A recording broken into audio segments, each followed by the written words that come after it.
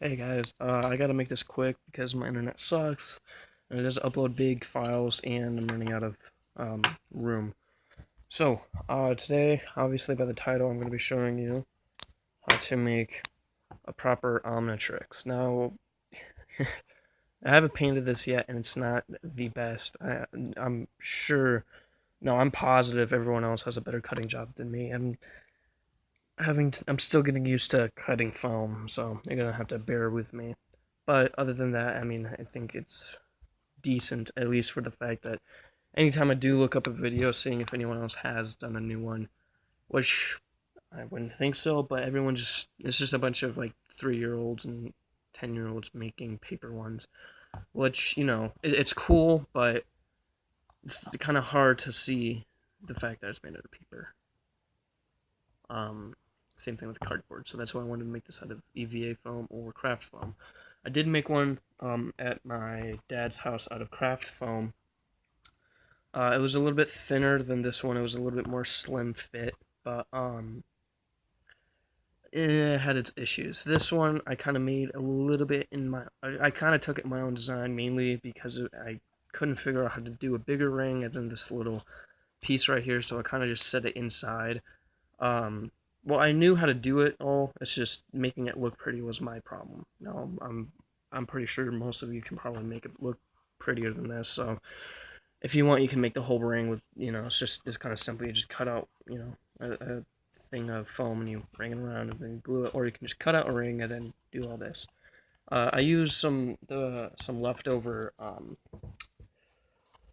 styrofoam foam core stuff, and I put it in here so it would get a little bit of a depression shape in there.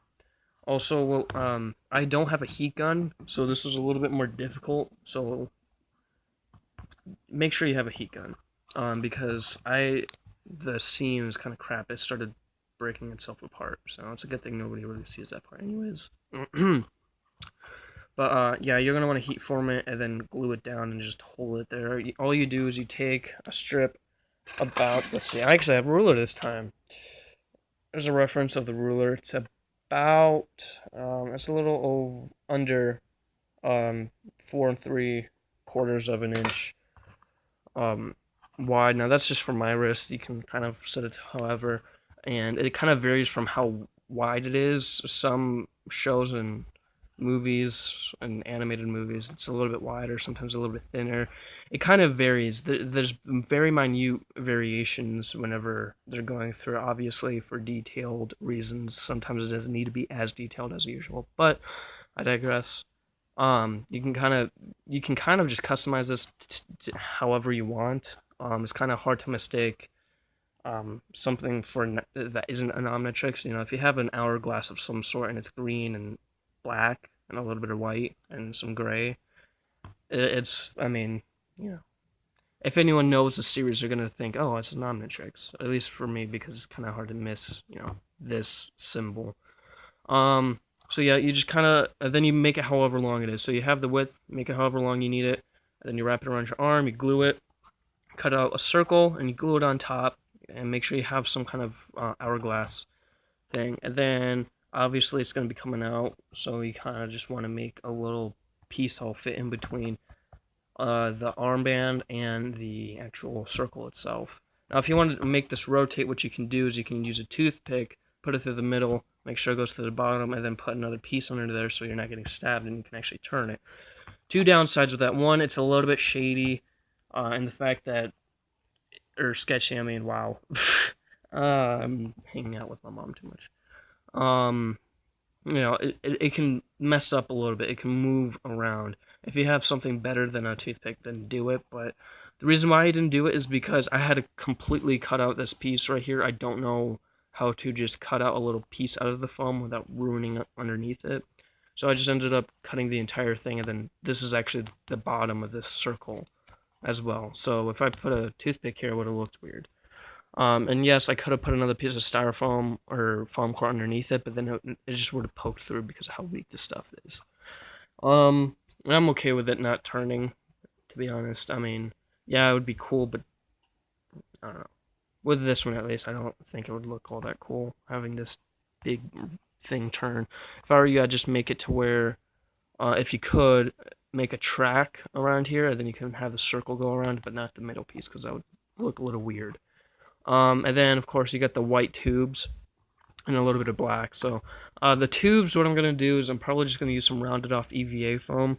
I don't have a Dremel here, so I'm going to wait for another day to do that. I'm probably just going to paint it on here, and then I'll put the tubes on, or something simple like that.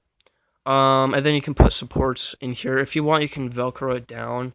That'd probably work, but I just glued it all the way around it and put some supports right here that my hand can slip through, but then it also gives support on my wrist. So, again, it's not the prettiest for me, but I'm pretty sure you guys could probably do a little bit better.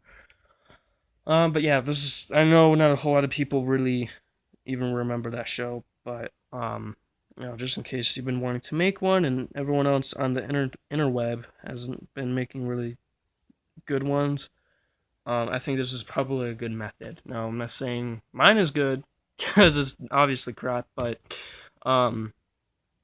yeah, you can just use EVA foam. It has the right color for the gray spots. It has literally the right thickness. Obviously, that depends on the thickness, but generally, it has the right thickness for it all. So it just works, and it's not this paper thing that can rip in half super easily or something that you're just gonna end up throwing away. At least hopefully you won't. Yeah, and then you just get some black and white and green spray paint. You could actually, since this is small enough, you could probably just even hand paint this, because most of the time the majority of it is this weird gray. The only time you'd really need to paint is if you have Sharpie marks. So that's it. Extremely long video on how to make a Omnitrix. Thanks for watching.